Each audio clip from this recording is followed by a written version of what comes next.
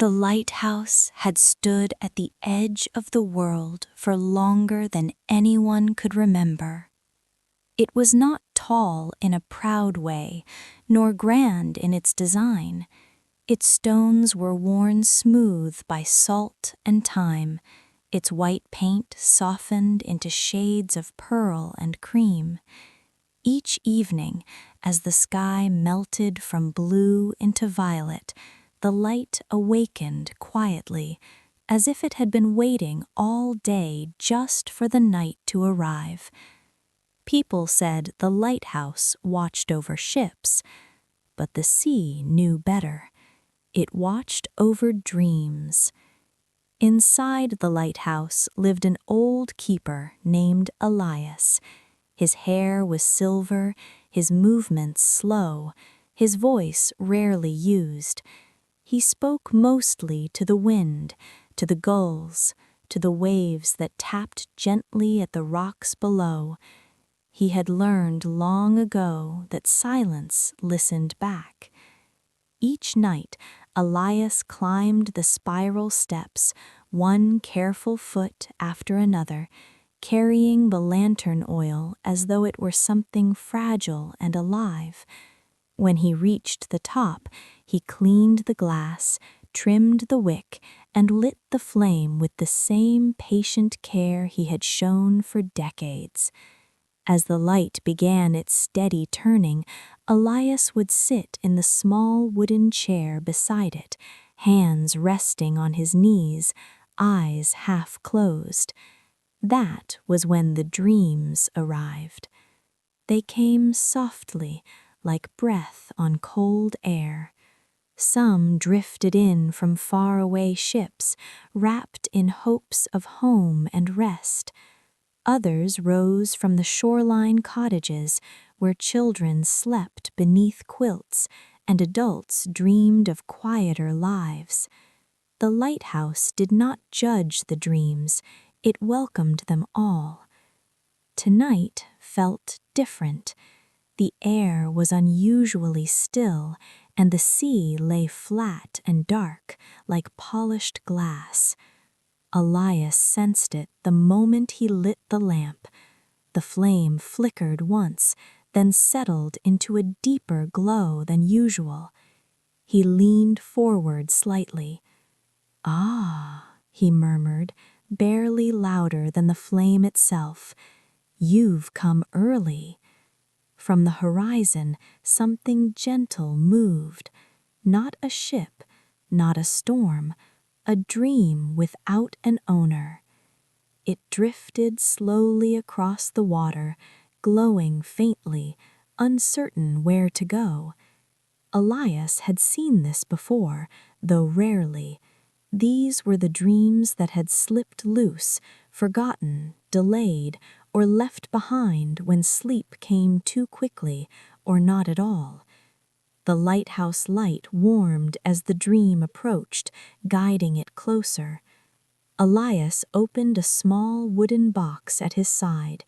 Inside were dozens of smooth glass bottles, each holding a soft shimmer. Carefully, he lifted one and held it open. "Easy now," he whispered. The dream floated down, settling into the glass like mist finding a valley. The moment it touched the glass, it brightened, then calmed. Elias corked the bottle gently. "Rest," he said. "You'll be returned when the time is right." Below, in a small coastal village, a child stirred in her sleep. Her name was Mira. She lay in her narrow bed beneath a window where moonlight spilled across the floor. Her dreams had always been vivid, but tonight there was a space where something should have been, a quiet absence, like a missing note in a song. She turned onto her side, clutching her pillow, unaware that part of her sleep had wandered out to sea. The lighthouse continued its slow rotation. The keeper watched. And somewhere between the steady turning of the light and the hush of the waves, the night took a deeper breath. Morning arrived quietly in the coastal village, as though it did not wish to disturb anyone who might still be dreaming. The sea remained calm, breathing in slow, steady rhythms. Fishing boats rested against their ropes, and the lighthouse light faded gently as the sun rose, its work finished for now. Elias descended the spiral stairs with unhurried steps. He paused halfway down, as he always did, resting his palm against the cool stone wall. The lighthouse seemed to hum faintly beneath his touch, a sound felt more than heard.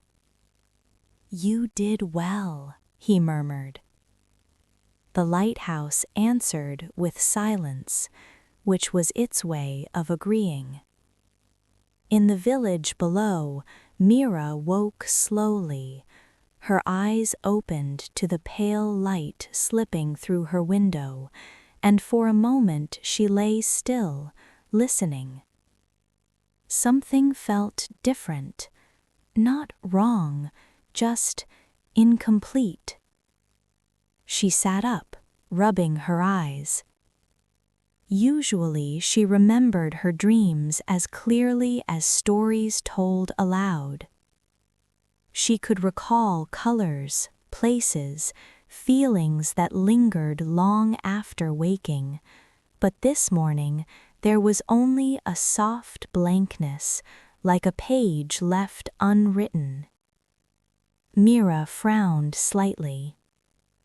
She swung her legs over the side of the bed and padded to the window. From there she could see the lighthouse on its rocky point, standing quiet and pale against the brightening sky. She had always liked the lighthouse. It made her feel safe, even though she had never been inside it. Downstairs, her grandmother was already awake, humming softly as she prepared tea. The house smelled faintly of bread and warm herbs. "You're up early," her grandmother said when Mira entered the kitchen. "I couldn't sleep anymore," Mira replied, climbing onto her chair. "Grandma, do you ever lose your dreams?" Her grandmother smiled gently, as though she had been waiting for the question. "Sometimes," she said, "dreams wander just like people do, but they know how to find their way back." Mira wrapped her hands around her warm cup. The tea steamed softly, curling into shapes that vanished as quickly as they formed. "Where do they go?" she asked. Her grandmother glanced toward the window, toward the distant lighthouse barely visible beyond the rooftops. "Somewhere safe," she answered. Later that morning, Mira walked along the shore. She liked to collect smooth stones and shells, choosing only the ones that felt right in her hand. As she walked, she noticed something unusual near the waterline. A bottle. It lay half buried in the wet sand, catching the sunlight. Inside, something shimmered faintly, like trapped moonlight. Mira's heart beat a little faster. She knelt and lifted the bottle carefully. It was warm despite the cool breeze, and when she held it close, a familiar feeling stirred inside her chest. Comfort, calm, a sense of something known. She did not open it. Instead, she cradled it gently, as though it might be sleeping. High above, in the lighthouse, Elias felt the shift. He stopped what he was doing and closed his eyes. "So," he whispered, a small smile forming, "you've been found." The lighthouse seemed to lean toward the village, its presence attentive, patient. That night, as the sun sank once more into the sea, the light turned on again, and the bottle waited in Mira's room, glowing softly beside her bed. That evening, the sea grew quieter than usual, as if it were listening. Mira sat on her bed with the small bottle resting in her lap. The room was dim, lit only by a single lamp and the fading glow of sunset slipping through the curtains. Outside, waves whispered against the shore in a slow, steady rhythm that felt almost like breathing. She turned the bottle gently in her hands. The glass was smooth and warm, and inside the soft light pulsed faintly, not bright, not urgent, just present. Every time the glow brightened, Mira felt a calm spread through her chest, easing thoughts she hadn't even realized were restless. She leaned back against her pillow. "Are you a dream?" she whispered, feeling a little silly but not stopping herself. The bottle did not answer, yet something inside her felt understood. Far away, on the rocky point beyond the village, Elias stood at the top of the lighthouse. Night had fallen fully now, wrapping the world in deep blues and silvers. He adjusted the lens carefully, his movements slow and practiced. The light passed over the sea in its wide, patient arc. With every turn, Elias felt the lighthouse responding, not as a machine, but as an old companion. The stone beneath his feet hummed faintly, like a low song carried through time. "It's moving," Elias murmured, "just as it should." He closed his eyes and listened inward to the quiet language he had learned long ago, not words, feelings, shifts, the gentle pull of something finding its way. In Mira's room, the bottle grew slightly brighter. She yawned, her eyelids heavy now. Without thinking, she placed the bottle on the bedside table and curled under her blanket. The light reflected softly across the walls, painting faint patterns that moved like water. As sleep took her, the room seemed to expand. Her dream began without edges.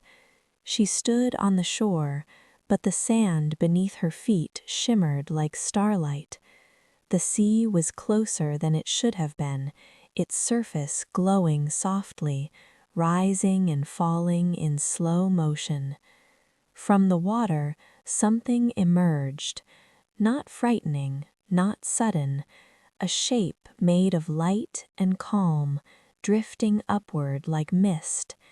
As it formed, Mira recognized it, not with her mind, but with her heart.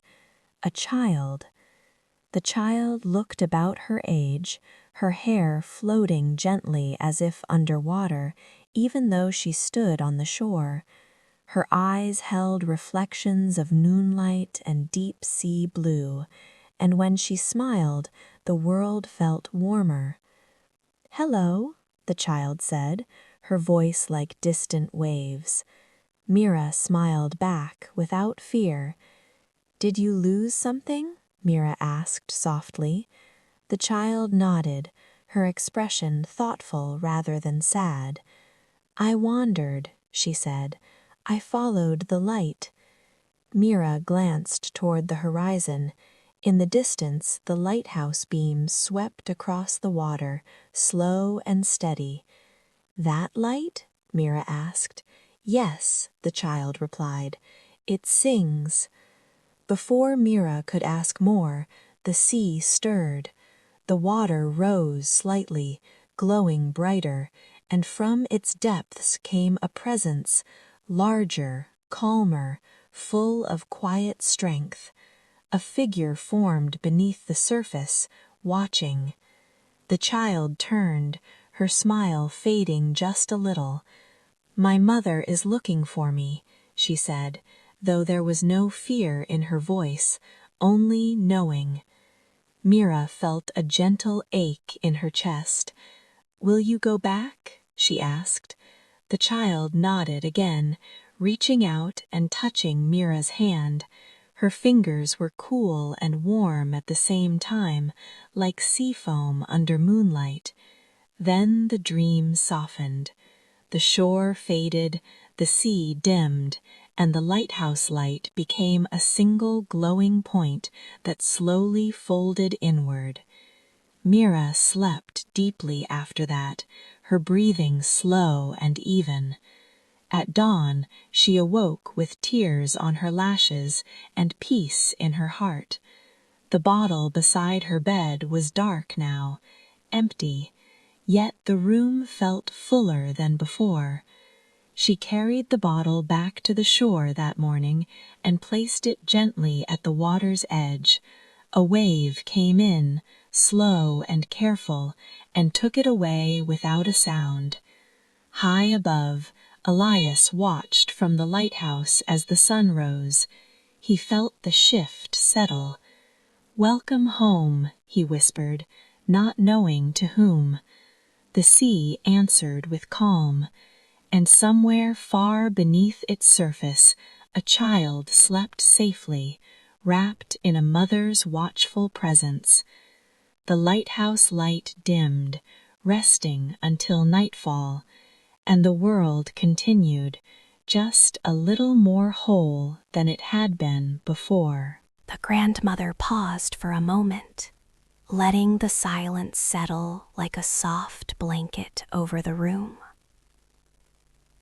Outside the window, the night wind brushed gently against the curtains, and somewhere far away, the sea continued its slow, patient breathing. "Dreams," she whispered, "do not always end when morning comes." Mira woke with the feeling of salt in the air, though her window was closed. She lay still for a long moment, her hands resting over her heart, listening to the quiet inside her chest. Something lingered there, not a picture, not a sound, a warmth, steady and calm. She rose and crossed to the window. The lighthouse stood pale in the early light, silent now, its beam asleep. For the first time, Mira felt as though it were looking back at her. She dressed quickly and slipped outside, walking toward the shore while the village still rested. The sand was cool beneath her feet, smooth where the tide had passed during the night. At the water's edge, she stopped. The bottle was gone.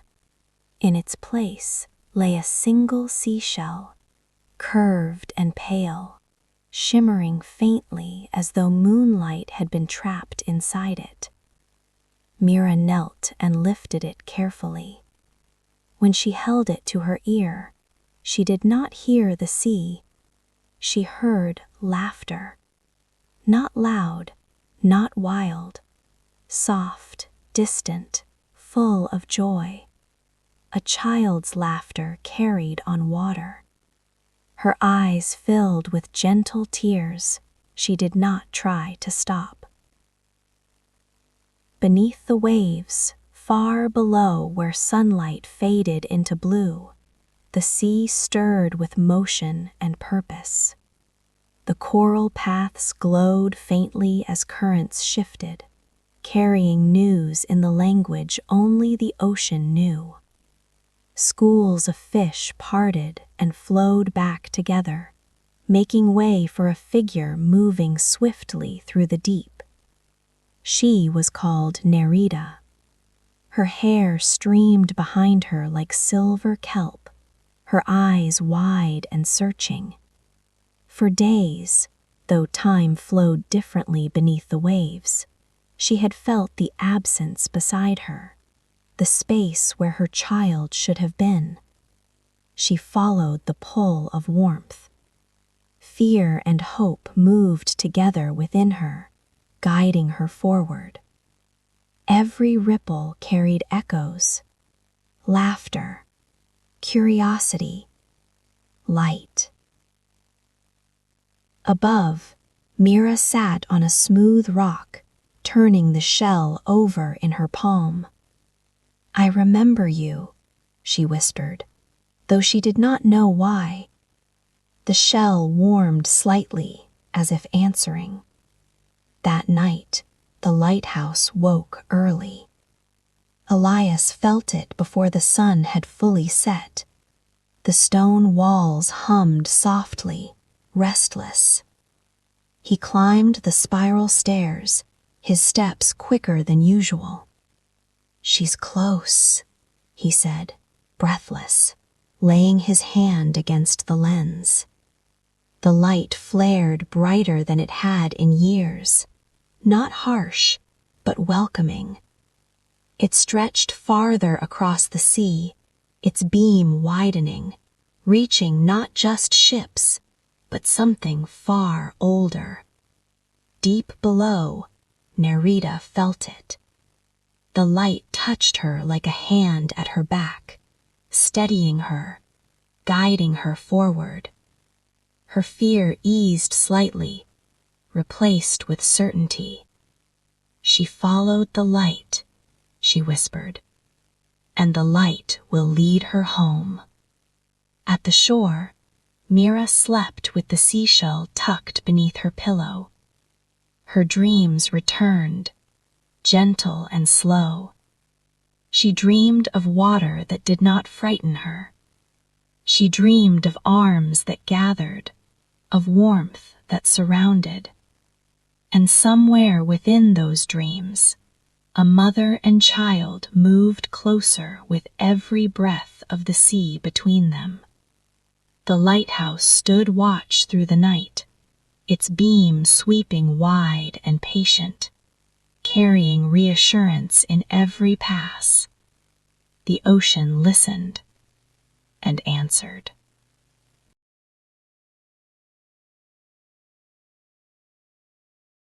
The night deepened, folding the world into layers of quiet.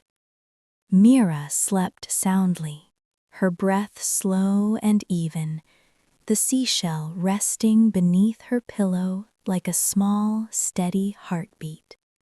Each time she turned in her sleep, the shell glimmered faintly, responding to the rhythm of the waves outside. Below the surface, Nerida moved through the water with purpose, softened by hope. The sea opened paths for her, currents shifting gently aside, guiding rather than resisting. Creatures of the deep paused as she passed, sensing the urgency woven into her calm. She sang as she swam, not aloud, but in the way merfolk sang, through feeling and vibration. The song carried longing and love, fear and faith, all braided together into a call meant for only one heart. And far ahead, that heart answered. Nerina stirred within her coral cradle, her dreams brightening. She felt the song wrap around her like familiar arms, pulling her gently from sleep. She opened her eyes. Light drifted through the coral city, soft and blue, reflecting off curved shells and glowing plants. Nerina sat up, her small hands resting against her chest as recognition bloomed there.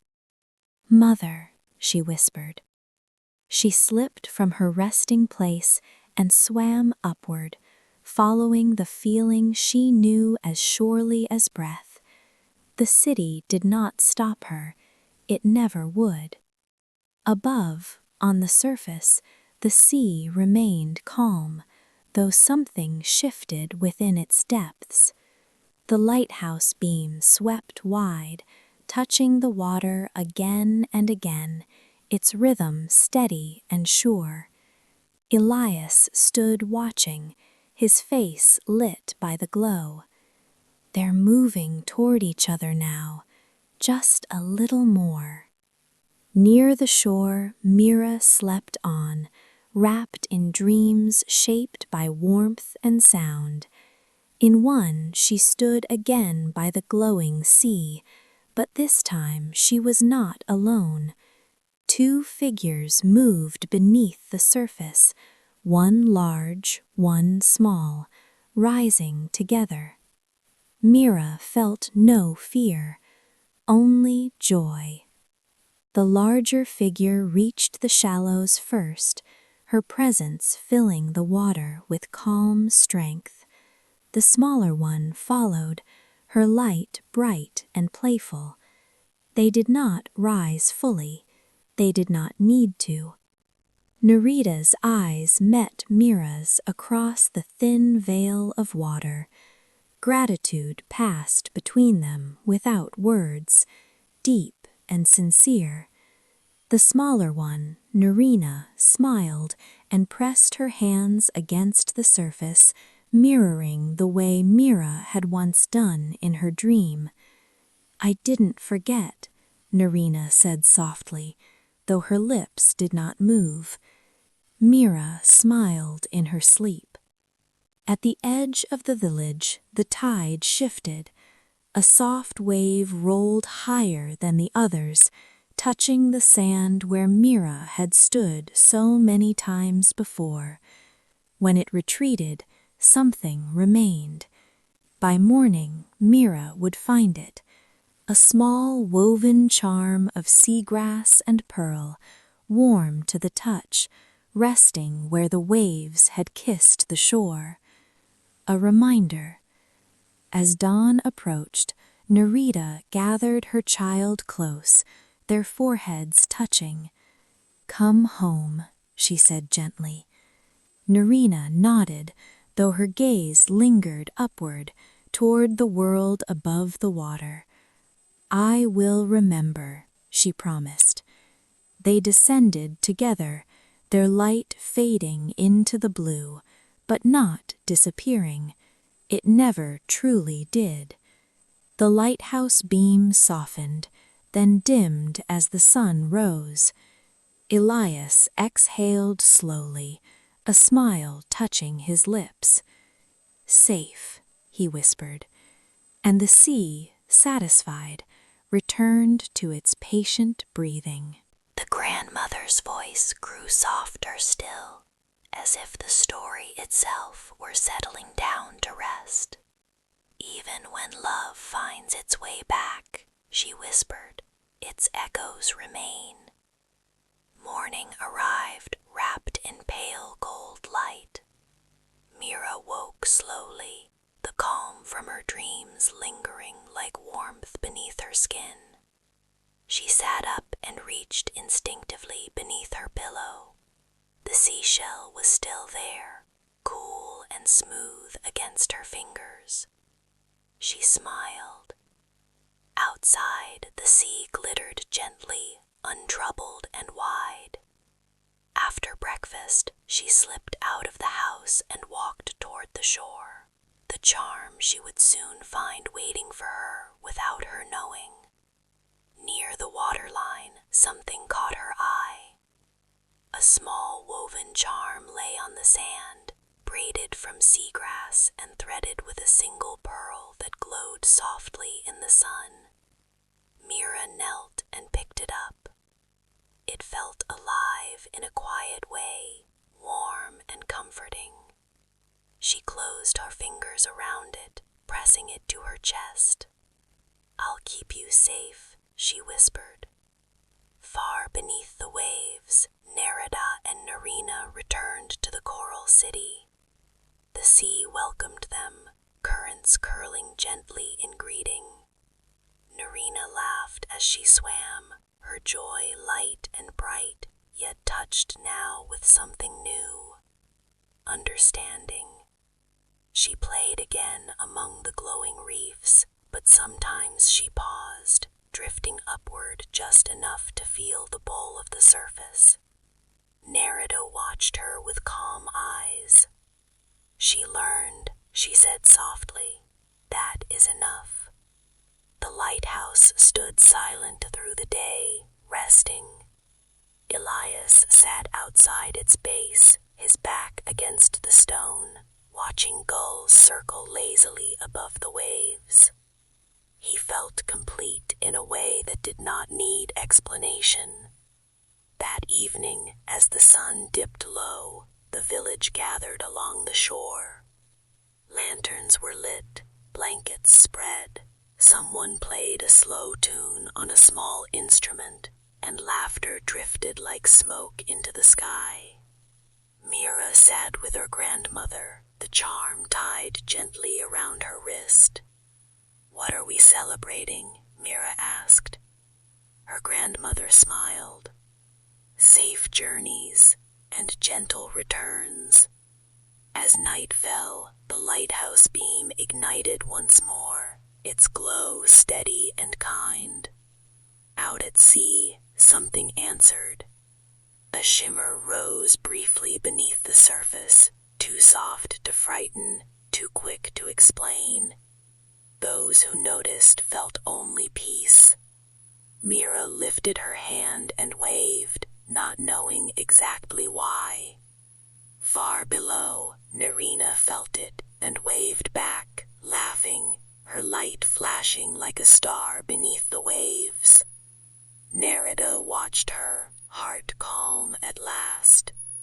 The sea settled, the village slept, and the story, though nearly complete, held one last quiet breath. The grandmother leaned back against the pillows, her voice lowering as if the night itself were drawing closer to listen. "Sometimes," she whispered, "the sea gives one last gift, not to be seen, but to be remembered." Days passed gently after that evening, each one unfolding like a calm tide. The village returned to its familiar rhythms. Nets were mended, boats came and went. The lighthouse kept its quiet watch, rising and resting with the sun. Yet something subtle had changed.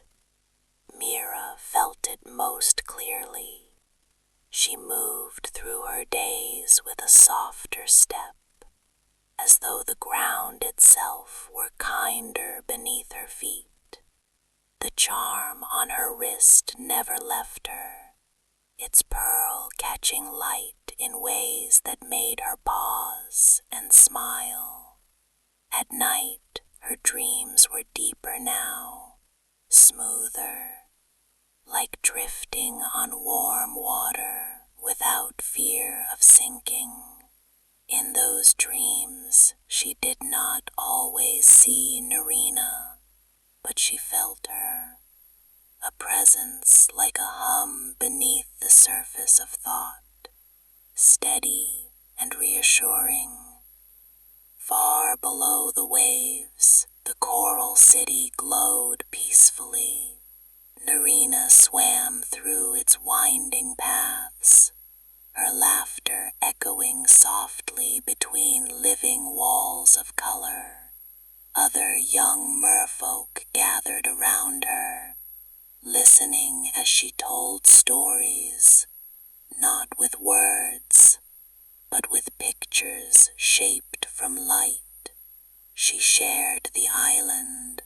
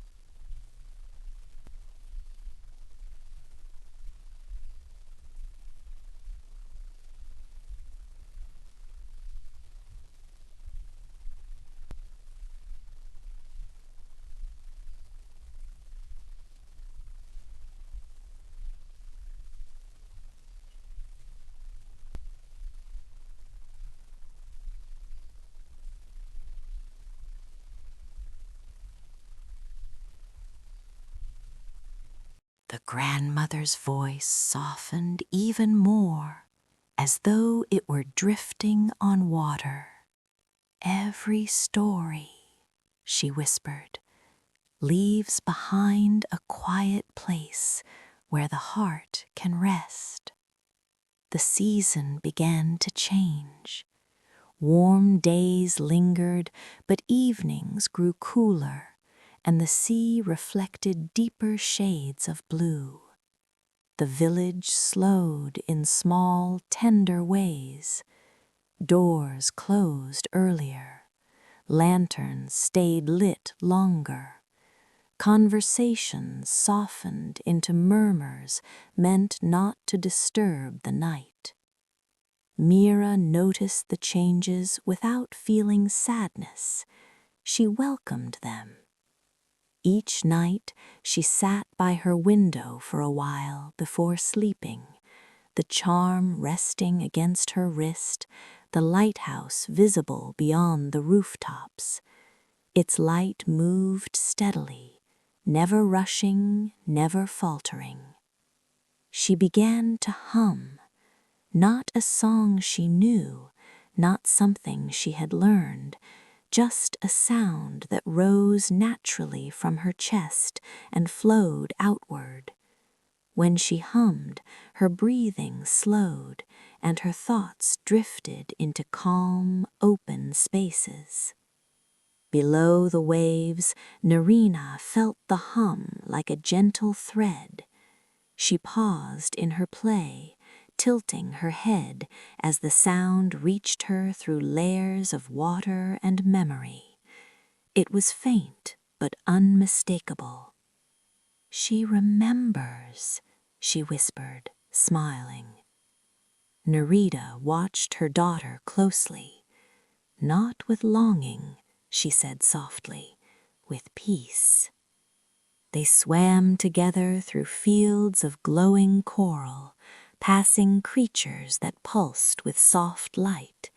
The ocean felt balanced again, whole. Above, the lighthouse answered the hum in its own way. Elias adjusted the lens one evening and noticed the light responding with a subtle warmth, a gentler glow that reached farther than sight alone. He rested his hand against the glass. "All is well," he said quietly. That night, Mira dreamed of the sea again. She floated above it, weightless and unafraid, the surface below her glowing like a living sky. She saw Nerina swimming freely now, laughing with others, her light steady and strong. They waved at each other across the distance. No sadness, no pulling, just knowing. When Mira woke, the dream did not fade. It settled into her like a favorite memory, something she could return to whenever the world felt too loud. She tied the charm more securely around her wrist that morning and stepped outside, ready to meet the day. The sea breathed, the lighthouse stood, and the quiet magic remained, woven gently into ordinary life. The grandmother's voice drifted like a lullaby, carried on evening air. "And when the heart has learned," she whispered, "it begins to teach without knowing." Autumn arrived quietly by the sea. Leaves near the village turned soft shades of gold and copper, and the wind carried the scent of salt mixed with something warm and earthy. The days shortened, but the nights grew gentler, as if inviting rest. Mira felt older somehow, though nothing about her had changed. She walked the shore often now, not searching, not expecting, just being. The waves greeted her with familiarity, curling close to her feet before retreating again. One afternoon, she noticed another child standing near the water. The girl looked uncertain, clutching a smooth stone tightly in her hand. Her eyes stayed fixed on the sea, wide and restless. Mira approached slowly. "Do you like the waves?" she asked softly. The girl nodded. "They make me feel better, but I don't know why." Mira smiled. "They remember things for us," she said, surprising herself with the certainty of it. She slipped the charm from her wrist and pressed it gently into the other girl's palm. "For when you need to feel calm, it helps." The pearl glowed faintly, just enough to be felt rather than seen. The girl's shoulders relaxed. She smiled, breathing easier. "Thank you," she whispered. That night, Mira slept deeply. No dreams, just rest. And beneath the waves, Narina slept too, curled in warmth, her light steady and sure. The sea breathed. The story prepared for its final gentle close. The grandmother smiled softly, her eyes half closed, as if she were listening not just to the room, but to everything beyond it. "And that," she whispered, "is how the sea teaches us to let go without losing what matters." Winter came gently that year. The sea did not rage, the wind did not howl. Instead, everything slowed, as though the world itself had decided to rest. Frost kissed the village roofs at dawn, and the lighthouse stood pale against quiet skies, its light warmer than ever when night returned. Mira grew into the season with ease. She no longer needed the charm on her wrist every day. Sometimes she left it on her bedside table, trusting that the calm it had given her now lived inside her. She still walked to the shore. She still waved at the sea, but she did not wait for answers. One evening, the village gathered again near the water, lanterns glowing softly, voices low and kind. The lighthouse beam moved slowly across the waves, steady as a heartbeat. Mira stood beside her grandmother, wrapped in a warm blanket. "Will the stories ever stop?" she asked quietly. Her grandmother shook her head. "They change, and when they do, they live inside us." Far below the surface, Narina swam peacefully beside her mother. She was no longer the smallest now, her light strong and even, her laughter gentle instead of wild. She looked upward one last time that night, sensing the familiar calm drifting above the waves. Not a pull, not a call, a blessing. Nerida placed a hand against her daughter's shoulder. "You are home," she said. Narina smiled. "I always was." The sea breathed in, the sea breathed out. Above, Elias turned the lighthouse light down slightly, just enough to rest. He felt no loss, only completion. "Sleep well," he whispered to the horizon. And in the village, as blankets were folded and lanterns dimmed, Mira closed her eyes and listened to the quiet inside her chest. It sounded like waves. It felt like warmth. It was enough. The grandmother kissed her forehead. The room grew still. Breathing slowed, dreams opened their doors, and somewhere between land and sea, light and memory, the story settled gently into rest.